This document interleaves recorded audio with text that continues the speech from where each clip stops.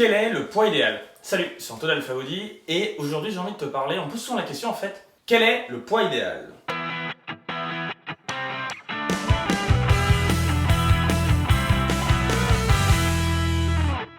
Alors ça c'est une question qui me revient assez souvent, c'est les gens me disent ouais, mais tu vois moi, combien tu penses que je devrais peser idéalement? Waouh, grosse question. En fait ça dépend de pas mal de choses. Un premier indice qui globalement est assez simple et on se prend pas la tête, c'est l'indice de masse corporelle, assez connu, l'IMC, en gros qui dit que si tu es entre 18 et 25, en prenant ton poids divisé par ta taille au carré, donc moi par exemple 73 kg divisé par 1m73 au carré, ça donne 24,8. Ça me dit que je suis entre 18 et 25, théoriquement je suis dans la catégorie normale mais qui dérive un peu vers le côté surpoids. En fait, c'est une bonne approximation franchement, mais surtout pour les gens qui font pas spécialement de muscu ou qui sont pas très grands ou très petits. On va dire pour une femme en dessous d'1m55 et un homme au-dessus d'1m90, il peut commencer à avoir des dérives vu que justement on est sur la taille au carré, donc il y a un effet double du rôle de la taille et en fait c'est un peu moins utile aussi. Donc en fait, si tu es très sportif et ou très grand ou très petit, cette mesure elle n'est pas forcément très bonne. Moi il y en a une autre que j'aime bien et qui a d'ailleurs été bien corrélée avec la santé tout court, en fait c'est le tour de taille. Tu prends ton tour de taille le matin au réveil avec un ruban. La méthode pour le faire, c'est tu passes là, tu expires et tu contractes les abdos.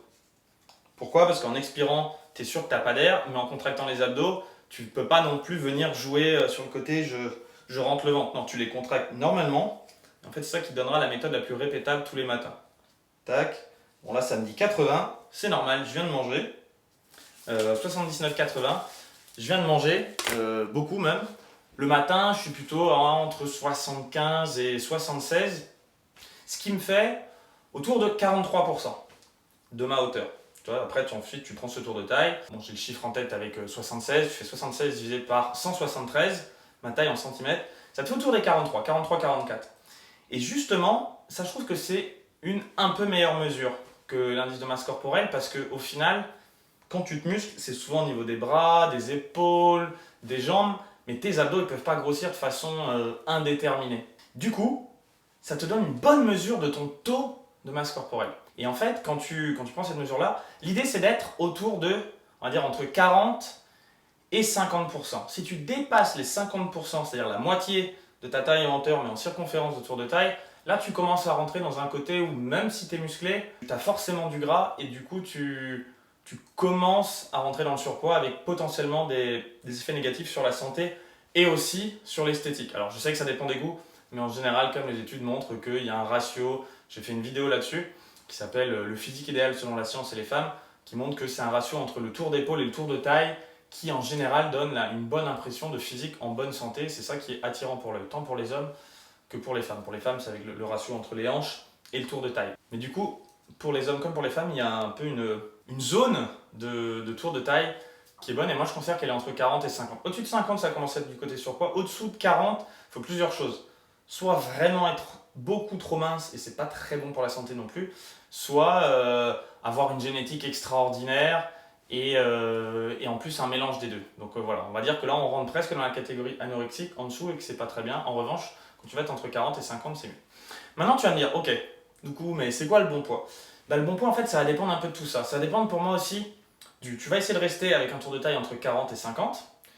Tu vas aussi regarder tout simplement est-ce que ce physique-là il te plaît dans le miroir. Parce que le but c'est, certains vont vouloir être plus secs, d'autres plus musclés, d'autres un peu plus gras. L'important c'est quand même que tu te plaises à toi avant tout. Le regard des autres c'est une chose, il faut le prendre en compte.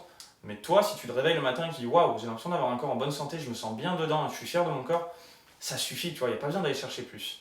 Et surtout, un deuxième point, c'est quant à ça, il faut aussi faire un équilibre entre ce physique dans le miroir que tu aimes bien et quand même une capacité à le maintenir tout en étant en bonne santé. Par exemple, je te parlais des cas avec des tours de taille à moins de 40%. On pourrait prendre par exemple Jérémy Buendia, qui est un bodybuilder qui fait pile poil la même taille que moi. Le mec, en condition de compétition, il a un tour de taille de 68. Donc déjà, génétique de fou. Bon, stéroïdes et tout le bordel, on y passe. Mais en plus, le jour de la compétition, voilà, il est vraiment, il est asséché, il y a tout un tas de choses, mais ça, c'est tout simplement pas maintenable. Même lui, en hors saison, il fait 10 kg de plus et il a un plus gros tour de taille.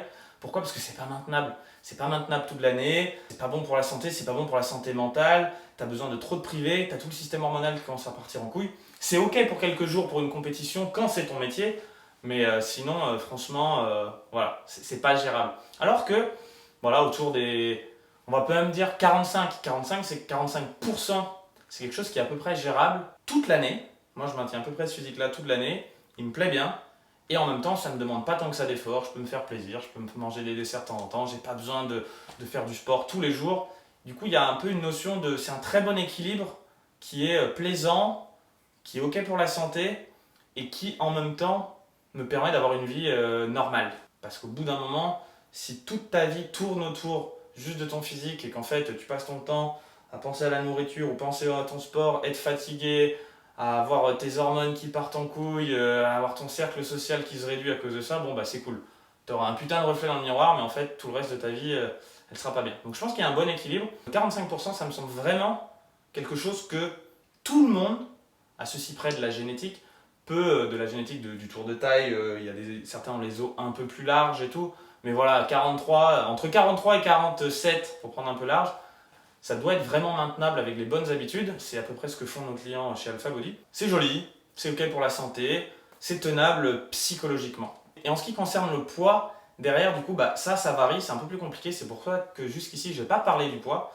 Parce qu'en fait, le poids, c'est pas linéaire de la taille. Le poids, c'est linéaire du cube de ta taille. J'ai déjà fait une autre vidéo aussi sur la chaîne dans laquelle j'explique qu'en fait, pour calculer ton poids, imagine-toi, moi je fais 1m73, 73 kg. Si tu voulais avoir exactement le même rendu, plus ou moins évidemment, parce qu'on a tous des membres un peu différents, une génétique différente, ok. Mais pour avoir grossièrement le même rendu que moi, proportionnellement, si tu fais par exemple, je sais pas, 1m83, tu vas devoir faire 183 divisé par 173 au cube fois mon poids. Donc tu vois, ce ne sera pas juste la différence, ce ne sera pas un petit ratio de plus 5%. Tout de suite, tu passes à plus. Voilà, c'est pas linéaire, du coup, c'est beaucoup plus compliqué d'avoir des données. Et le côté de juste dire, moi ça tombe bien, de dire 1m73, si tu prends tout ce qui est au-dessus de 100, ça te fait 73 kg, ok, ça tombe pile poil pour moi. Par contre, si tu fais 1m95, il te faudra que tu fasses beaucoup plus que 95 kg pour avoir le même rendu que moi. Quelqu'un d'1m95 probablement devra faire 105-110 kg de muscles. Et ce sera facile pour lui parce qu'il y a beaucoup d'os à remplir. Enfin, facile. Ça paraît impressionnant, mais en fait, pour les gens très grands sont souvent très lourds, même s'ils paraissent minces, parce que oui, il y a du volume. Du coup, c'est pour ça que j'aime pas trop parler du poids. Je préfère largement que tu te fies à ton reflet dans le miroir, est-ce qu'il te plaît, que tu essayes de mesurer le tour de taille et que tu sois le matin à jeun avec la méthode que je t'ai montrée pour la mesurer autour des 45. Mais voilà, si ta génétique fait que tu peux être en dessous tout en le maintenant et en gardant une vie sociale correcte et en kiffant ta vie sans être fatigué, bah, tant mieux pour toi. Et en revanche, si tu vois que tu es au-dessus de 50, peut-être qu'il va être temps de commencer justement à gérer ton alimentation pour limiter ton tour de taille parce qu'en plus, tu auras du coup perdu la graisse sous-cutanée, mais aussi forcément de la graisse intra-abdominale qui est celle qui est en plus la plus corrélée avec une mauvaise santé. Donc voilà pour tout. En fait, la vraie question, c'est pas quel est le bon poids, c'est quel est le poids idéal, c'est plutôt quel est le tour de taille idéal. Et si tu te fies à ça, ce sera beaucoup plus simple pour toi. La vraie question, du coup, c'est pas quel est le poids idéal, mais plutôt quel est le tour de taille idéal. J'étais un petit peu eu avec le titre de cette vidéo, mais c'était pour amener mieux mon propos. J'espère que tu comprendras ça. Tu peux mettre un petit like sur la vidéo si tu as aimé cette vidéo, t'abonner et aussi participer à mon challenge de nutrition dans lequel je t'explique comment perdre entre 1 et 5 kg en une semaine. On se voit sur la prochaine vidéo. Ciao!